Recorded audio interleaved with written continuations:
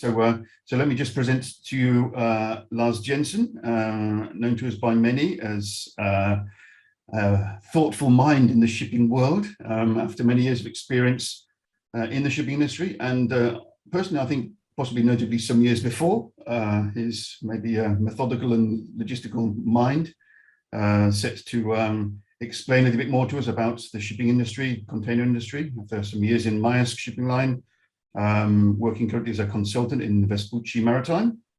So welcome to you, Lars. And you're here to explain to us container shipping in the new normal in 2022, I understand is the title of this, but we hope that you can explain some of the rest of the year. Looking forward to some presentation. I don't know if we're supposed to be waiting a little bit more, but I can see the room is filling.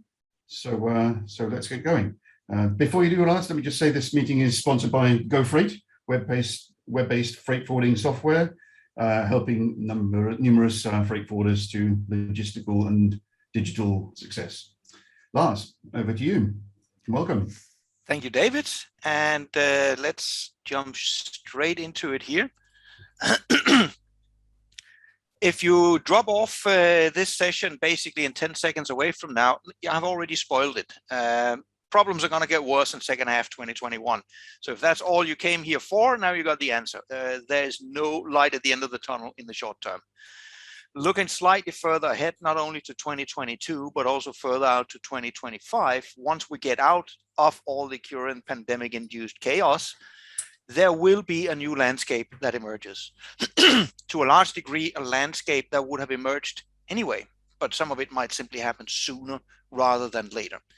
But first things first, let me try to take you through why we have a chaos now, why the chaos will continue for a little while longer, and then what will be the transition and the new normality on the other side.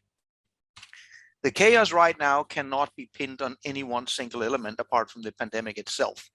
It's all an interconnected web of different elements, all basically not only going wrong at the same time, but every time one element starts to go wrong, it negatively impacts the surroundings around it, and on we go. This has been the reality we have been living in container shipping for the last 18 months. But since we cannot talk about 10 different things all at the same time, that would be mightily confusing. I'm going to break it down into a few different elements. But again, keep in mind, no one single element is the determinant here. It's the combination of all of them. Element number one is demand. You might be inclined to believe that one of the key reasons why we have congestion, one of the key reasons why ships are overloaded and why rates are going up, is because there is a demand boom. That is completely false. There is no demand boom. Now, this sounds pretty odd given the current market, so it requires a little bit of qualification. The normal way we look at demand growth in this industry is to look at year-on-year growth, which in a normal market environment makes sense. It takes care of the seasonality effects. If we do that, this is the picture we get. And what we find is for the first half year of 2021, it appears as if we definitely did have a demand boom, typically 15 to 20% annual demand growth. That in any definition of the word would be a boom. However, and there's a very big however, this massive growth rate is simply because the market tanked completely in the beginning of 2020. That was when the pandemic first hit us and demand dropped like a rock from one week to the next. So we are comparing to a very deep hole in the ground. So obviously it looks like we've come up a lot. If we look at the structural growth in the market, therefore, it makes no sense to compare to last year. What we need to do is to compare to 2 years ago, 2019, before the pandemic. So if we now do an annual growth rate, but looking at 2021 versus 2019 and calculate what has the average annual growth been since 2019, this is the actual situation. What we see is the market came back to some semblance of normality in second half of 2020. Growth rates 3 to 4%, which is fairly well in line with the underlying structural long-term growth we were expecting anyhow. 2021, the spikes up and down January, February, that's more the timing of Chinese New Year. What we see in 2021 is a slow reduction in growth rates. Newest numbers in July basically show global demand growth is only the tiniest of a fraction larger than what we had in 2019. So from a global demand perspective, there is no demand boom. It doesn't exist. At best, the market right now is stagnating compared to 2019, and that's it. So where does the chaos come from? One element that does indeed come from demand is to be found in the detail. This was the global demand growth. If we split this out onto regions, what we find is there is only one place in the world where there is a demand boom, that is North American imports. And even in July, when growth rates have subsided slightly, we still have a demand boom. Early in the year, it was even larger. So the North American consumer, yes, they definitely do drive a phenomenal demand boom. Everywhere else, not so much. Everywhere else, it's either stagnation or a slight reduction in cargo volumes. In some cases, it's a very large reduction. North American exports actually being one of the worst performing ones. And here is already one of the elements in terms of why we get congestion.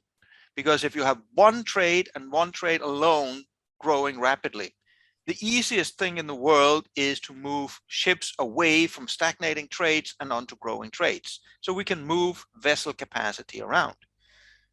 We cannot move port and terminal capacity around. So when suddenly a lot of the cargo only goes into one place in the world, it doesn't take much for the port infrastructure and the hinterland infrastructure there to become overwhelmed, because unlike the vessels, we cannot shift the other elements of capacity into that location. That is one of the reasons why we're beginning to see congestion. You can then say, well, shouldn't this only then become a North American problem? Why do we have a problem everywhere else? But this is where the world becomes interconnected. When a vessel is lying in queue outside of a port, and that does not matter where in the world it lies, when it lies idle in queue, it cannot move cargo for obvious reasons. So every additional day a vessel is late, that is the same as taking capacity out of the global market. And if you do that, what I've done here is I've looked at the reliability data from Sea Intelligence over the past decade. And if we look at the pre-pandemic period, yes, there were also vessels there that got delayed and ended up waiting in line. That is not uncommon. Under normal circumstances in this market, about 2% of the global capacity has always been unavailable, simply because of vessels being snagged up somewhere. But this changed dramatically 2021. From the beginning of this year and right up until now, more than 10% of the global capacity was suddenly unavailable. This is simply because of vessels being heavily delayed and lying in wait in a large multitude of ports around the world. This is why we have a capacity shortage. We don't have a shortage of the number of vessels. I mean, with global demand being the same as it was in 2019, it should be obvious to everyone we have enough vessels. That's not the problem. But the problem is 10% of them are out of action because they're simply waiting and waiting in interminable queues. As long as that continues, we will continue to have insufficient vessel carrying capacity. This, of course, spills over into every conceivable trade lane around the world. Here, I just for illustration, put in the FBX spot index from Asia to North Europe, but all rate indices across basically all trades show the same development. Astronomically increasing freight rates coming into 2021 and into the peak season, taking another astronomical jump upwards. Spot rates are far, far beyond anything we have ever seen historically on some of the pivotal deep sea trades. And there's not much indication right now that they're not going to come down anytime soon. If you want to ship spot cargo short term, say within the next 2 or 3 weeks, this simply seems to continue to going up. And some of the latest quotes I've stumbled across are, and these were not the joke quotes, these were genuine quotes, that's now been exceeding $30,000 for some shipments on Asia to US East Coast. This, by the way, is a trade where you might have been paying, say, $2,500 pre-pandemic. This is far out of proportion with anything we've ever seen before. And there seems to be no end. This spills through to every single trade in the world, simply because when freight rates are this high, you will have vessel operators that are willing to also pay astronomical charter rates to lay their hands on any vessel that can conceivably sail with a container. And you are now at points where for short-term charters, there are multiple examples of relatively small container vessels now going at $150,000 to $200,000 a day for vessels that were fetching less than 10,000 pre-pandemic. This has a direct impact on all smaller local trades, because here's the problem. I might be a, say, local intra-Asian operator operating relatively small ships. Most of my fleet is chartered in. Now one of my vessels comes up for charter renewal, and I'm going to be met by the vessel owner with a requirement. Well, you know that vessel you usually pay $8,000 for? I'm not now going to charge you $40,000 to $50,000. And not only that, you have to sign up on a 3 to 5 year deal. If you don't want to take that deal, that's all well and fine. I'm going to take the vessel away from you and charter it out to an opportunist who wants to pay me $200,000 a day for the next 3 months to put this one into the Trans-Pacific.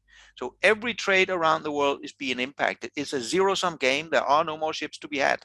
And the ships will be redirected to the trades where the customers are willing to pay the highest price. Now, how high can this price actually go? It can go very high, because to some degree, this depends on the nature of the cargo. There is some cargo that is very valuable and takes up very little space inside of a container. Think, for example, expensive sports shoes. Whether an importer of expensive sports shoes needs to pay $5,000 more, sure, it is an annoyance, sure, it is a cost, but it's not going to jeopardize their business. They're not going to leave $1 million in retail value worth of product behind because they have to pay $5,000 more. So there are shippers that are willing to pay even higher rates than what we see today, because it's not worth it to leave the cargo behind. Conversely, there's also cargo being shipped that right now is heavily loss-making if you're paying these freight rates. That will be cargo that has an inherently low value, and it will be cargo that also is extremely bulky, and therefore you can't get very much of it into a container. As long as we continue to have less capacity than demand, somebody is going to be left behind. It is that simple. And right now, the mechanism to determine who gets left behind is price. And this will favor valuable cargo that doesn't take up much space, whereas other shippers will find themselves priced out of the current market. This will continue as long as we have too little capacity. As I mentioned before, the problem here with capacity was basically all the bottlenecks. So this is going to be resolved when the bottlenecks get resolved. Do we see an improvement there? Unfortunately, not. In the beginning of the year, the most easy place to watch this is off the California coastline. In the beginning of 2021, normal queuing was 25 to 30 vessels. Pre-pandemic, normal queuing was about 0. So 25 to 30 vessels for the first few months of this year was an absolute disaster. During the early parts and middle parts of summer, that queue was very slowly going down as you were working through the congestion. By roughly June or so, you were getting down towards 10 vessels in a queue, and there was seemingly light at the end of the tunnel. Then peak season happened. And because of these astronomically high freight rates, carriers were putting more capacity into the Trans-Pacific. Of course they do. When there's a screaming demand by the importers that want to book more cargo, of course you put in more vessel capacity. You fill all these vessels over on the Asian side, they now all arrive into a limited resource, and that is the ability not only of the ports and terminals to handle the vessels, but also of the hinterland to gate those containers out of the ports when they're discharged. That's the problem. So from seeing a disaster of 25 to 30 vessels in the beginning of the year, a month ago when I looked at this, we had crossed 40 vessels in a line. 2 days ago when I looked at it, the number was 54. Yesterday, it was 59 vessels waiting. I have not made a new count today. So right now, this congestion off the US West Coast is growing rapidly. It is not getting better. It's quite the opposite. And of course, as we all know, this is not the only problem we have faced the last 6 months. We had the Suez Canal blockage for a week, creating massive havoc in the systems. We had Yantian closed down for the better part of a month. We had Canada wildfires shutting down some of the rail connections for a while for a lot of cargo. We still have massive closures in Vietnam. We had part of Ningbo shut down for 3 weeks, and this seems to go on. The major risk, if you look ahead for the coming few months, is China. China, it is very clear politically how they are dealing with COVID. Just a very, very limited number of cases will lead to restrictions and shutdowns. That is what caused Yantian to be closed for a month. That is what caused one of the terminals in Ningbo to be closed for about 3 weeks. So we are basically only 1 or 2 COVID cases in port workers in Shanghai away from an even bigger problem than we have today. We can choose and hope to be optimistic that we will see no more closures. That is definitely a potential outcome. But given how the world has developed, given how COVID has developed over the last 18 months, it would appear that the risks are still stacked against such a benign scenario. There is still a very real likelihood that we will see additional shutdowns over the coming months, making the current problem even worse. Adding insult to injury, in a normal market pre-COVID, there was always something that went wrong, vessels that broke down, bad weather, port workers on strike. That's normal, and we usually have excess capacity to deal with that. Right now, we don't. There is zero excess capacity in the system. So what is normally a non-event, or normally a small local event, every time we have one of these, think about it as we are increasing the pile of problems ahead of us, pushing the problems ahead of us. So for every month the current problems persist, it's going to take us longer to unravel the problems that we are creating. So not much light at the end of the tunnel short term. Will we see the regulators step in? Well, strictly speaking, it's not necessary. If you look at this structurally, as I mentioned before, the issue is not that we don't have enough ships or containers. We do, again, compared to 2019. The problem are all the massive amounts of delays. Can the politicians and regulators resolve those bottlenecks in the short term? That appears highly unlikely. But we should not discount that there's very, very strong political pressure to take action right now, especially in the US, for a whole variety of different reasons. We could spend an entire hour or 2-hour session purely on the regulatory approach. For now, I will simply close that topic by saying, from a structural perspective, this problem cannot be solved by the regulators. And it is highly conceivable that what has been discussed so far will lead to a situation where some shippers in the longer term will find their situation improved, but that will be at the cost of a worsening situation for even more shippers. It is highly unlikely that any of the regulatory discussions ongoing right now on the net will create a positive impact in the industry, both short and long term. Casting our gaze slightly further ahead, what's going to happen 22-23? Now, before I delve into these points, the key question, of course, then is, when will the current bottleneck problem be resolved? The way I see it now is, at best, that's going to take us 6 months. It is very hard to find any precedent for where we are now. It actually doesn't exist. But the closest part we get is 2015. In 2015, there was a labor dispute on the US West Coast, leading to a massive pileup and bottleneck of vessels. In early 2015, that problem was basically as bad as we had it here in the beginning of 2021. In 2015, from the point in time where there was a resolution with the union and work resumed back to normal, until all the vessels were operating as per normal, that took 6 months. So the only comparison we have here is a bottleneck problem basically as bad on the US West Coast. That took 6 months. Now we have that problem on a global scale. So at best, we can probably hope for 6 months as a resolution. And that's from a point in time where everything is benign.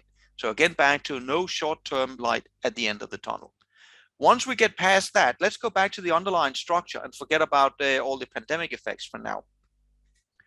Right now, we are actually structurally on growth for a full year market growth, roughly of around 6%, roughly. That sounds weird when I just told you the market was stagnating, but this is if you look year on year, which is what we usually match up to macroeconomic growth. And with the market stagnating now, remember the first half of the year, year on year, we had phenomenal growth, and we are likely going to end out more or less on the 6% path, which sounds fine. We would then also, if we're looking at the macroeconomic developments globally, be looking at 5% growth in 2022. That all sounds very well and fine. then there is a dark number, as I mentioned it here, going forward. Because there's insufficient capacity right now, and the demand numbers that are reported, they only measure demand that has actually been moved. You can ask the question, how much demand is there that has not been moved? That would be demand that either now stands in containers at origin and cannot be moved. It can be demand that stands at the manufacturing location, not having been containerized and not having been moved. And it can be demand where it hasn't even been produced because the people who wanted it produced canceled the orders because they figured it wouldn't be worthwhile trying to get it shipped. That's a dark number. Nobody knows how large that is. The larger it is, the larger a potential growth rate we might see in 2022. So structurally, the market is actually strong. We are in an upcycle. How long will this upcycle last? By the way, these demand growth rates definitely exceed global capacity growth looking at the fleet, both for 21 and for 22, which is what they would have done anyway. Even without the pandemic, we would have been in an upcycle right now. 2023 is likely to be the apex of this upcycle. This is where the market turns structurally, again, not related to the pandemic. With the order book now having grown substantially over the last 6 months, a huge amount of those vessels are actually going to be delivered in 2023. In 2023, vessel injection, even if we account for scrapping, is significantly going to exceed demand growth. So this is the apex of the normal structural upcycle, and we're going to go slightly down and the market will weaken again. That's one element that's going to happen once we get out to that side. Once we get towards 2023, this is also likely the first point in time where we're beginning to see the introduction of carbon taxation on shipping, most likely in the European Union first. That means every shippers out there should already now start to think about this, because however this is going to be done, and that's not clear yet, and however much this is going to cost, that is also unclear, this is a cost that will be passed on. This will be like the low sulfur changeover in 2020, potentially just at a larger level. And with the low sulfur rules, the carriers were imminently able to pass that cost on 100%. That is likely going to happen with the carbon taxation too. 2023 is also the new EEXI regulation coming in, which is an environmental regulation to basically limit or reduce fuel consumption on vessels. That applies not just to container vessels, but to all vessels in the world. Likely that is going to have a minimal impact on container shipping. A lot of container ships are already slow steaming, super slow steaming, and to a large degree already living up to this type of regulation. Once we get to that point as well, when we get out of the current chaos, we get back to the new normality we were heading into anyway. The market is consolidated. There are much fewer carriers. This is a market where the carriers persistently will have a higher market power than they ever had before. This is the logical endpoint of the consolidation wave we've seen over 20 years. This was coming anyway, but that also means that the normality we had the past 20 years, where most of the time there was a price war and shippers could benefit from extremely low rates, and only on a few spikes did we see high rates. Going forward, that is going to be the other way around. Most of the time, there's going to be higher freight rates. That will mean the carriers are profitable, not as wildly as this year. This year is an aberration, but they're going to be profitable and rates will be higher. And it will only be the exception when there will be a price war and there will be non-compensatory freight rates. The balance between the two are definitely going to shift. We're going to see a much stronger prominence of digital tools, and there are especially some of them that are going to be strong. One of them are the tools for online sales of simple spot cargo related to short-term engagements. This is where you are already seeing most of the big carriers. You're beginning to see more and more freight forwarders. You're beginning to see third-party platforms. This is accelerating rapidly. We will also see a strong emergence of, here I call it transparency and analytical tools. And this is from the perspective of how can we create at least more resilience. It's been clear to everyone that the supply chains we have developed over the last decades, they are low cost, they're efficient, but they're clearly not resilient. We are likely unable to see a market willing to pay for resilience to cope with a pandemic. That's just not going to happen. But we're going to see more resilience. And you can create resilience in two ways. You can physically build overcapacity. That's going to be difficult to do. Nobody wants to pay for it. But you can also become much better at understanding your data, having more transparency, knowing what your plan B is, and plan better contingencies. That's where the tools will come in and make their presence truly felt. And this will also be the period where we have the possible strong emergence of electronic bills of lading. Electronic bills of lading has been a mirage that we've been looking at least for the last 20 years since the first ones came out, and they've never really taken off. I would say if they're going to take off, they are likely going to take off in this period. They are mature, they're getting to the point, and what COVID has done to the entire global trade is to show just how big of a problem it is when you got manual paperwork processes involved anywhere in the supply chain. 2024, this is also a pivotal point. The carriers still have an antitrust exemption to some degree in the European Union. That was last debated in 2019.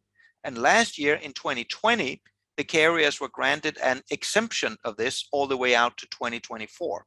So during 2023, there will be another round of debate as to whether the carriers will maintain their antitrust exemption from 24 going forward. In all likelihood, you're going to see a debate where the rational arguments will not really have changed compared to the debate in 2019, but the political climate might have. It is going to be very difficult for container lines to make a political argument that they need protection from anti-competition law in the wake of a market where they have a profit of $100 billion likely in a single year. Politically, that is going to be an uphill battle.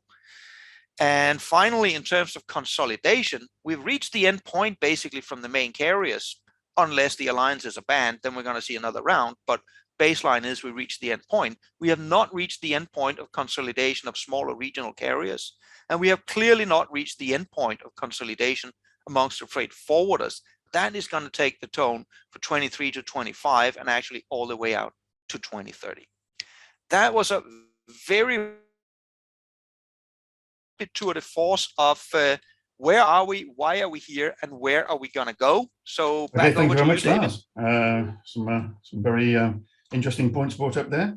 I have a few questions of my own, but before we do that, let me try to get into some of the questions brought up by the audience here. I don't know if you've seen some yourself, but let me just go through them. Well, we've been talking a lot about the demand, but let's go with the price to start off with.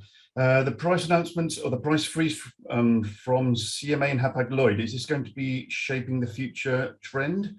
Hapag-Lloyd has said they'll be halting the rate increase on the premiums as well.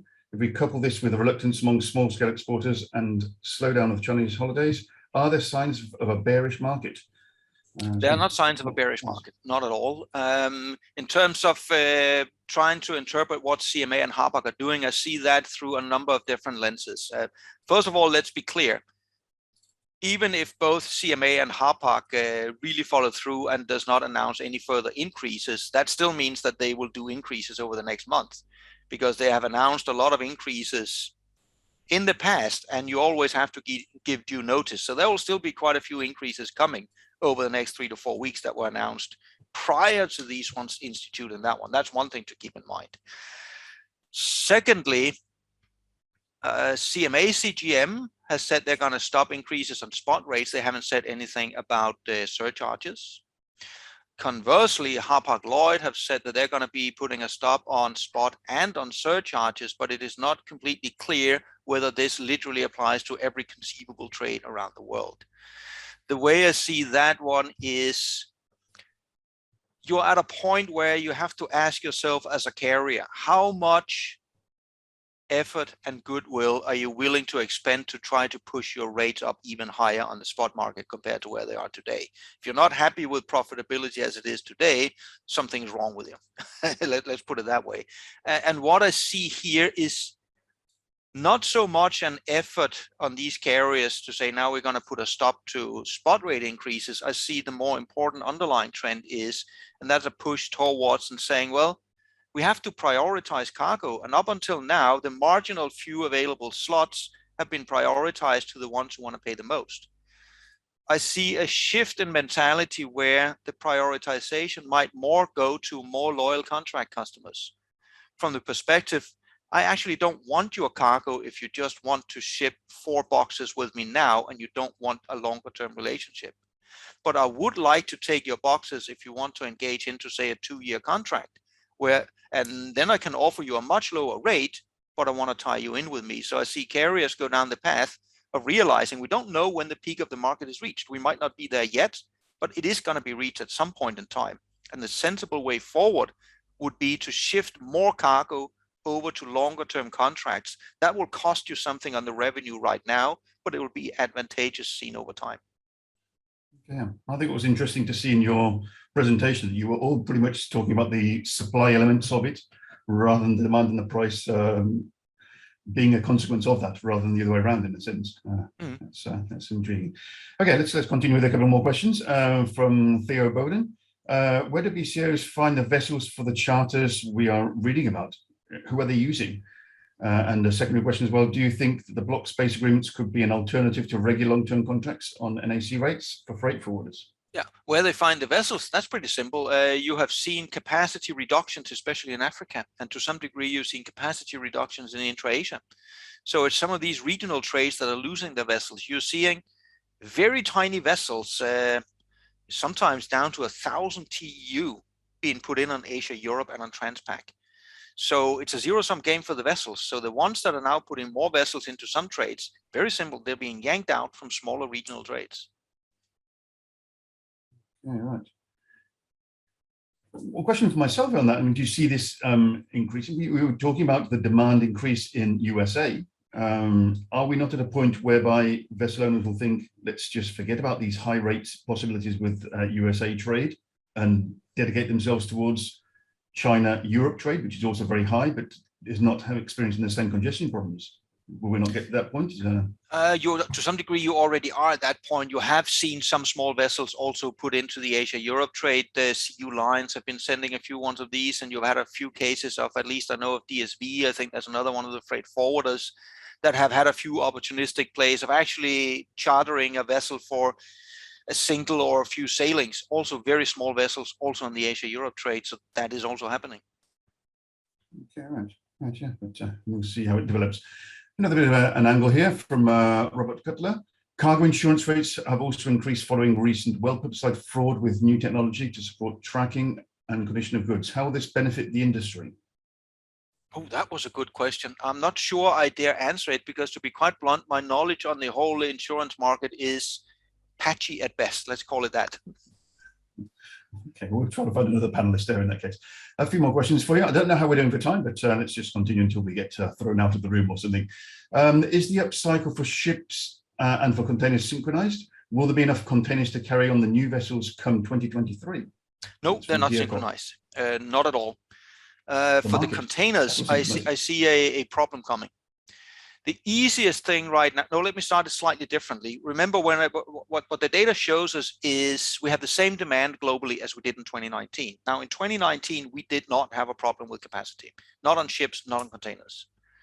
So why we have a problem now is not because of the number of containers. The problem is the amount of time they are tied up. Flexport is the only one so far I've seen put out some stats on that. That was a few months ago, where their experience was that what usually took 35 days from factory Shanghai to warehouse Chicago now takes 72 days.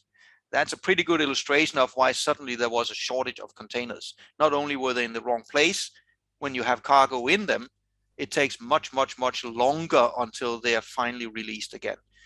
And the easiest place in the supply chain to build more physical capacity is on the containers. So you see a lot of containers being churned out of the factories in China, because right now there is a screaming need for containers.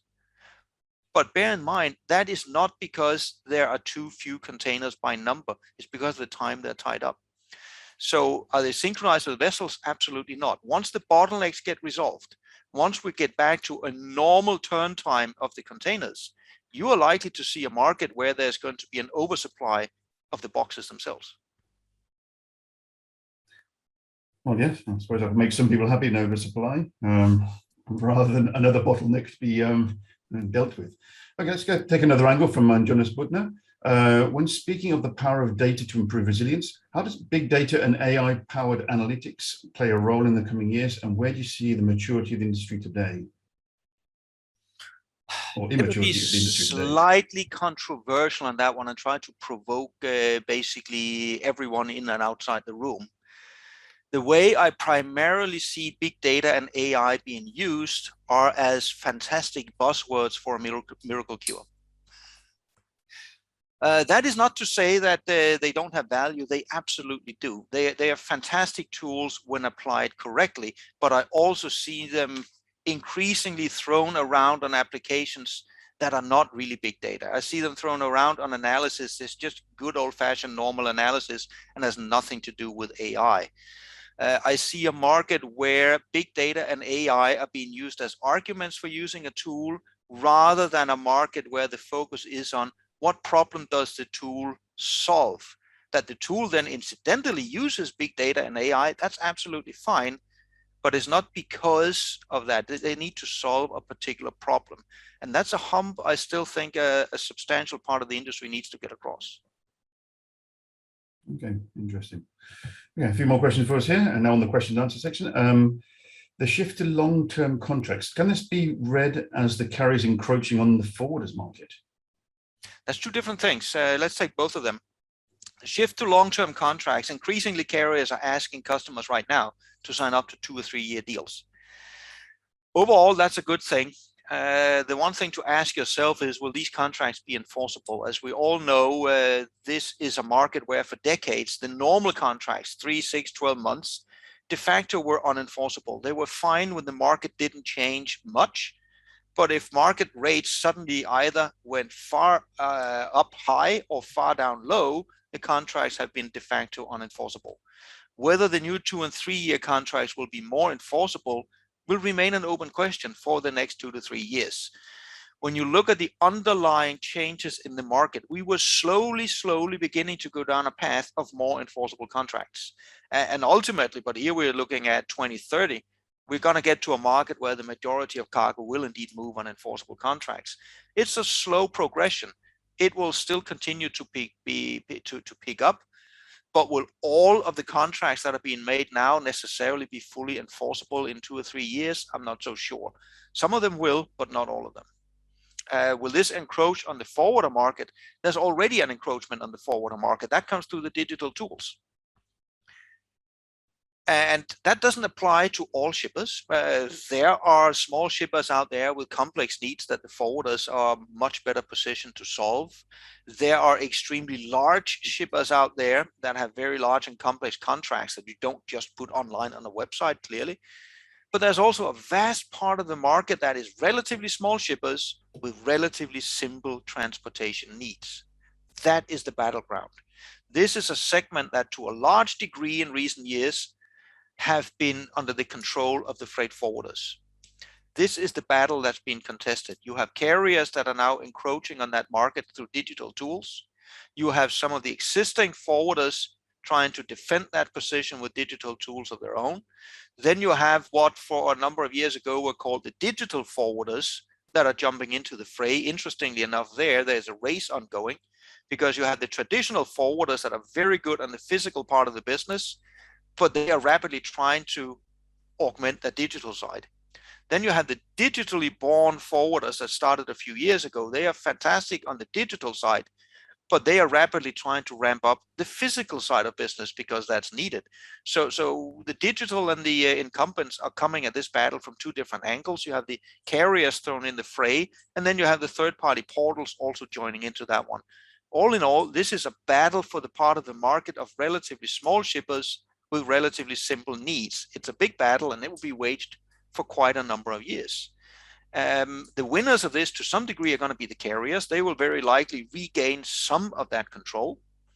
Another part of the winners are very likely going to be the large freight forwarders that have the muscle and the scale to really build good digital solutions.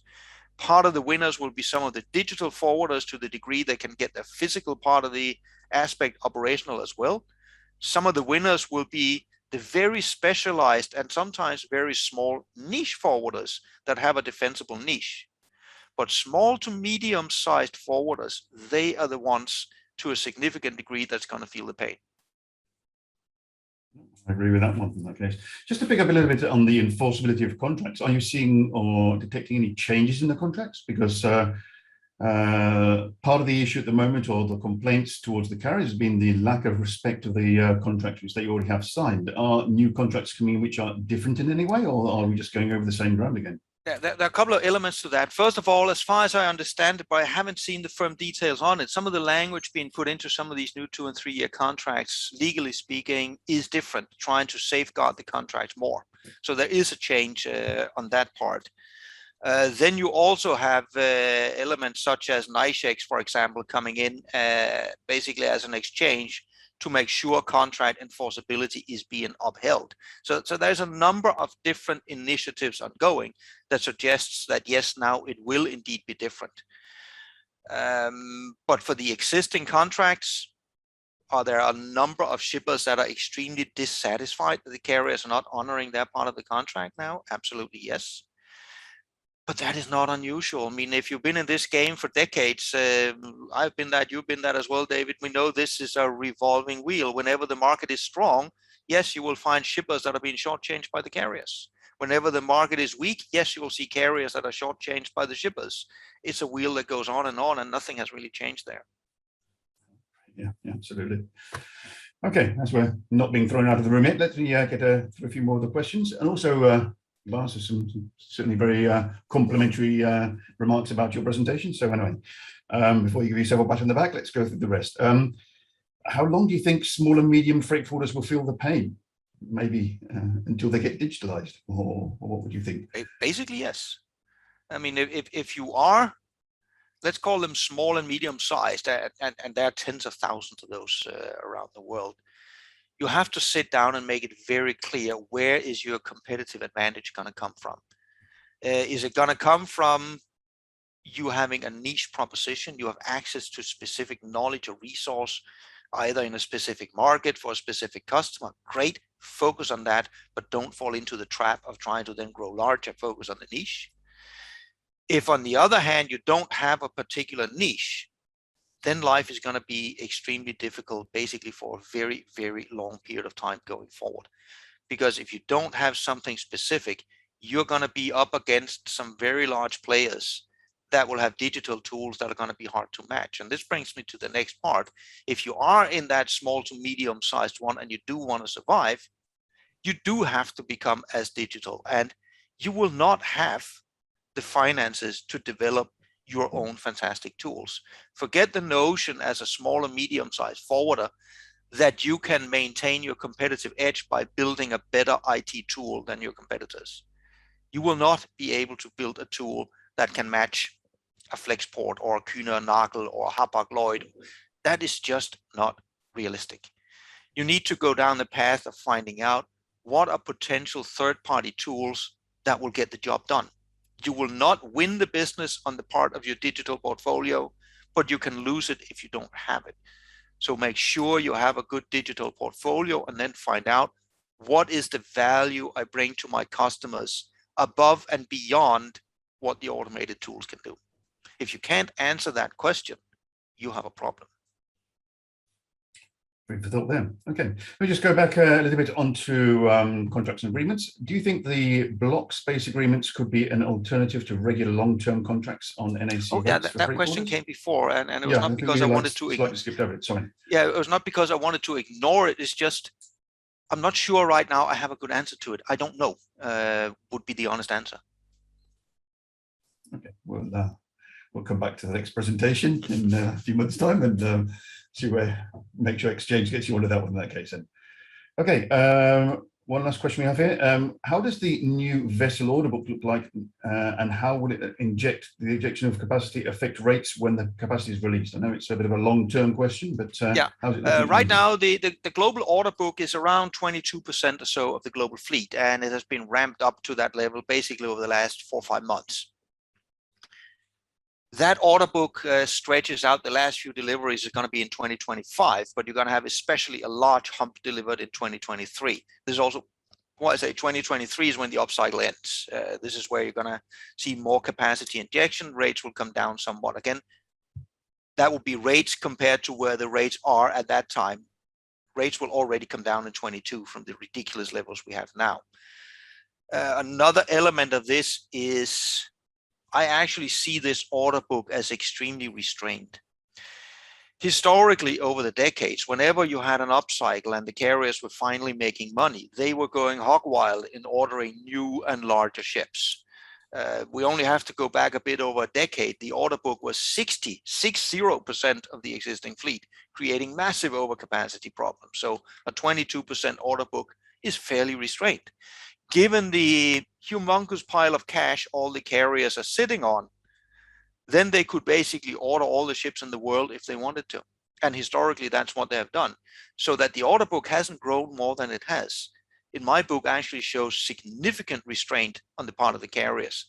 And I think it's driven by two different elements. One element is the carriers have realized this is a mature industry. Demand growth is not stellar, structurally speaking. So if you order too many vessels, you will just shoot yourself in the foot. There's no need to do that.